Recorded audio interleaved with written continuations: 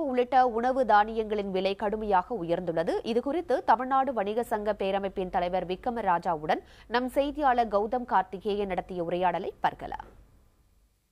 ஒரு மாதத்தில் பார்த்தோம் என்றால் பருப்பு விலையானது இருமடங்காக அதிகரித்திருக்கிறது. இதற்கு காரணம் யார்? இல்ல, தோரம் பருப்பு என்பது கடுமையாக விளைச்சல் குறைந்திருக்கிறது, தட்டுப்பாடு ஏற்பட்டிருக்கிறது. இதற்கு காரணம் வியாபாரிகள் கிடையவே கிடையாது, முழுமையாக அரசு தான் இதற்கு காரணம். மத்திய அரசு இதற்கு முழு பொறுப்பேற்க வேண்டும், மாநில அரசும் இதில் பொறுப்பேற்றுக் கொள்ள வேண்டும்.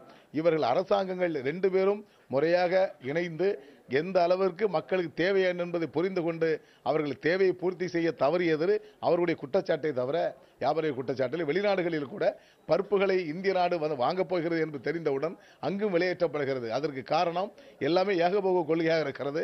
எல்லாம் வளர்ந்தவர்களிடத்திலே அந்த கையிலே பணம் வைத்திருப்பவர்களிடத்தில் தான் பொருளாதாரம் அதிகமாக இருக்கிறது, அவர் தான் வாங்கிக் கொள்ளக்கூடிய சூழல் இருக்கிறது. குறிப்பாக தமிழகத்தில் கூட ஏகபோக கம்பெனிகள், நம் உள்நாட்டு வணிகத்தை சார்ந்தவர்கள் கூட ஏகபோக செயின் சங்கிலி தொடர் கடைகளை இந்தியா முழுவதும் நடத்துகின்ற நிறுவனங்கள் இருக்கிறது.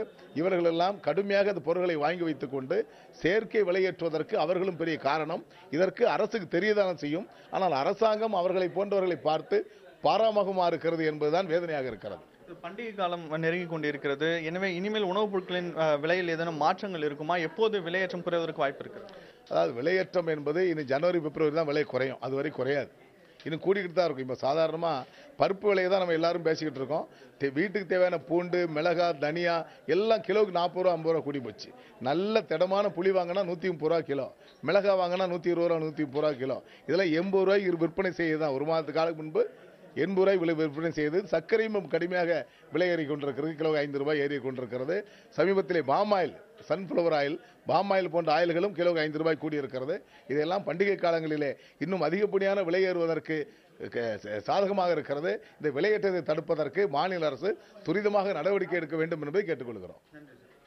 அதாவது பன்னாட்டு நிறுவனங்கள் உணவுப் பதுக்கலில் ஈடுபடுகின்ற காரணத்தினால் தொடர்ந்து உணவுப் பொருட்களின் மீது விலையேற்றமானது ஏறிக்கொண்டிருக்கிறது என்றும் மத்திய மாநில அரசுகள் உடனடியாக இதில் செயல்பட்டு தகுந்த நடவடிக்கைகளை எடுத்து விலையேற்றத்தை குறைப்பதற்கான முயற்சிகளில் ஈடுபட வேண்டும் என்று திரு விக்ரமராஜா தெரிவித்திருக்கிறார். புதிய தலைமுறைக்காக ஒளிப்பதிவாளர் மதுவுடன் கௌதம் கார்த்திகேயன்.